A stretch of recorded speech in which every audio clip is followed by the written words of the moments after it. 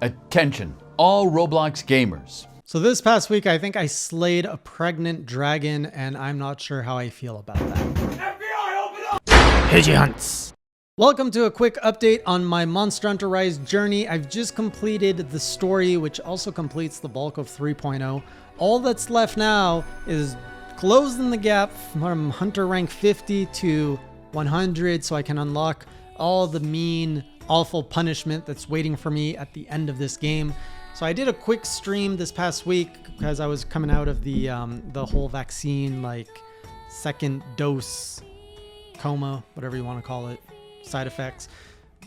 So I was only able to do 2 hours, but 2 hours was enough apparently because I had on my target list 3 monsters: Apex Rathian, Apex Mizutsune, and the All-Mother, and we killed all 3. And I wasn't sure if that was actually going to happen because I was really weak all day. I was like, oh, should I stream tonight? Should I not? I was like, oh man, it's gonna like wrap it up. So like I'm at the point of wrapping up the story. It'd be so great to like end on that. I was like, okay, it's clear. Like I've got my hunter rank at 50 already. I can just go in, kill these 3 monsters, call it a night. So start up the stream. I was like, all right, let's try it. What are you gonna try with? Let's go with Apex Rathian, because that is the next monster on the scale of hunter ranks. I think she unlocks at hunter rank 42. I was like, I've killed so many Rathians in my life. I've killed the normal one, the pink ones, the Rathalos types, the golden ones. Like I can do this. How hard can it be? My God, it was so hard.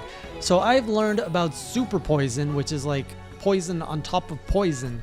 And man, this Rathian just kept poisoning me like it wasn't even funny. And besides the poisoning, she was also putting poison clouds, which, just to put into perspective how trolly at least a chunk of chat is, I was like, what are these clouds showing up everywhere? And they're like, oh, they're buffs.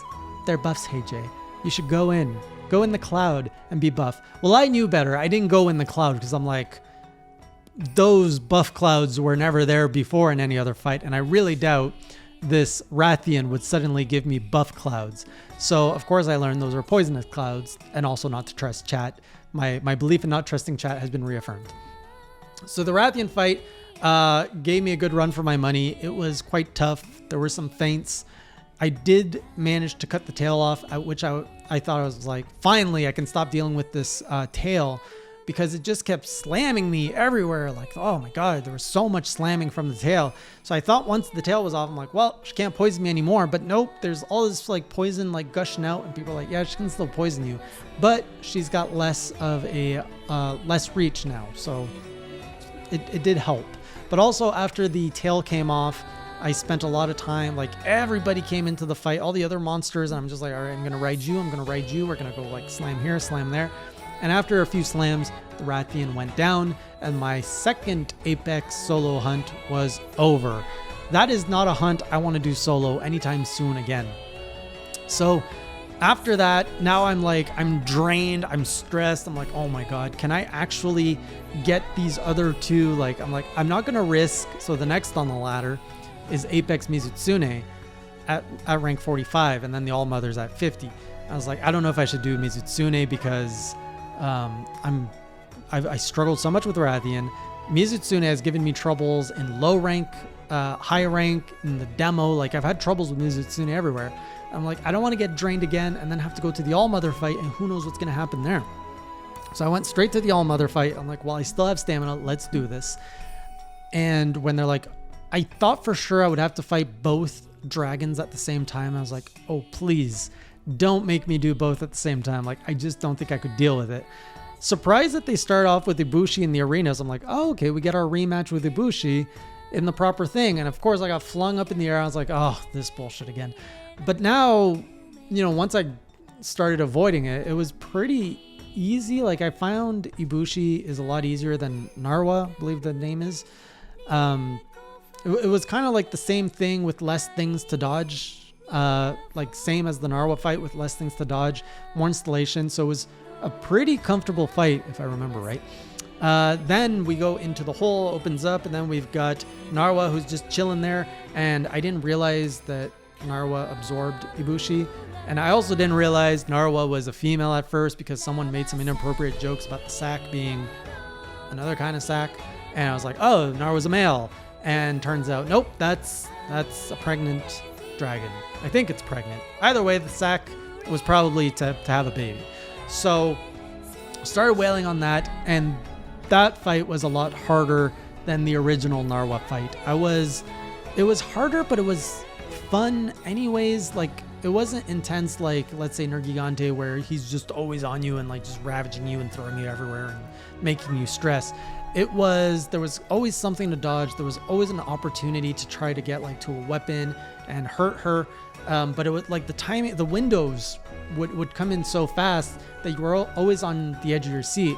So it was a really comfortable fight. I died, of course, tons of times, did not fail the quest. And then it just like gets so much better when there's a part, I think in the first fight anyways, what's his name? Oh my God, I was going to say Zenogre. Zenogre definitely didn't show up to this fight. What's his name? Magnamalo. This is what I get for always calling him Marshmallow. Magnamalo just out of nowhere, he's like, oh, what's going on in this hole? Jumps down, becomes my ally, and then I can ride him. And then the whole theme of Proof of a Hero is like, like just squealing inside. I'm like, this is how you end the game. And I'm so glad that they like fixed it. Oh, I should have probably started this whole show with spoiler. Editor, please put this in the beginning. There are spoilers, big spoilers in this episode of this journal. Do not watch it if you have not completed the story of Rise. All right, back to where we were. The whole including Wyvern riding, especially on Magnamalo, with Proof of a Hero, just putting all that together with the installations, I'm like, they nailed it. This is so much better than putting Proof of a Hero and freaking Ibushi in the middle of a rampage. That was garbage ending. This was primo. And I saw people saying in the chat, this is one of the best endings to a Monster Hunter game. This is my second, so I don't have too much to compare with. And a lot of other people are saying, it's kind of a bad fight. So there seems to be people on both sides here. I'm going to say I really loved it. It's an arena. It's a big monster. The music was fitting. You actually have to use all the new mechanics in the game, Wyvern riding, bug swinging, all of that. It was a pleasant fight. Lots of things to dodge. You could either like hit it with your weapon or you could hit it with the weapon installations. It just had everything in it that I can't complain in. It's not like Ibushi where it's just like I'm being flown in the air. Oh no, I am in so much pain. So the All-Mother fell, and then I think the credits were kind of like, yeah, the village was happy. Everyone's like, yeah, okay, we're all happy. The ending didn't leave me feeling as much as like, let's say when we're going to talk about World again. When credits rolled for the last time after the Iceborne story ended, it just hit me more personally because of like there was this camaraderie. You had gone through like this entire camp. I think there was more character development in general. So when everyone is celebrating and toasting and the music, it just felt like so at home. I felt at home and I felt like I was cheering with friends. Whereas when the Rise finished, it felt like I completed a game. When World finished, I felt like I completed an experience. Here, it felt like I completed a game. And I'm just like, well, the game's over. Let's keep like, okay, what else is there? Let's do the end game stuff. Let's unlock all the other stuff. And I think a lot of people have described Rise like that, where it removes a lot of the fluff and it's all about just hunt a monster, hunt a monster, hunt a monster. And it really puts more focus on the gameplay. And that's great. I mean, it's good to have a game that meets every need, but I really did like more of that experience in the World. It just left me more full. It was more of a full, satisfying experience for me.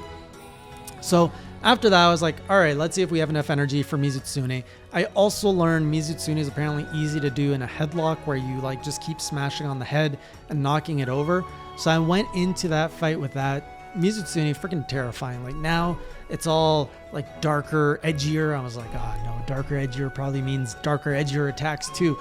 But it wasn't too bad. Like I was a lot more aggressive with it. I was really focusing on like smacking the head so it went down. And there is a part in the fight where it was like, smack the head, it was down, it came back up, smack it down. I think like 3 times in a row, I just kept it on the ground because I was smacking on the head. And it went down pretty easily. So I'm so glad I did that after the All-Mother, because the All-Mother, that took a lot out of me. That was like, I was getting sloppy towards the end because my reflexes were just dipping. Mizutsune was good, comfortable, good fight. I think I preferred this one, but maybe it's because I need to go back and play the other Mizutsunes with that headlock understanding. But But anyways, now it's all about grinding. I'm going to do a lot of grinding off stream so I can get to level 100. And then I've got some massive pain waiting for me. I've got Apex Rathalos, which I think I'll be able to defeat with some difficulty. Apex Diablos and Zinogre. Oof.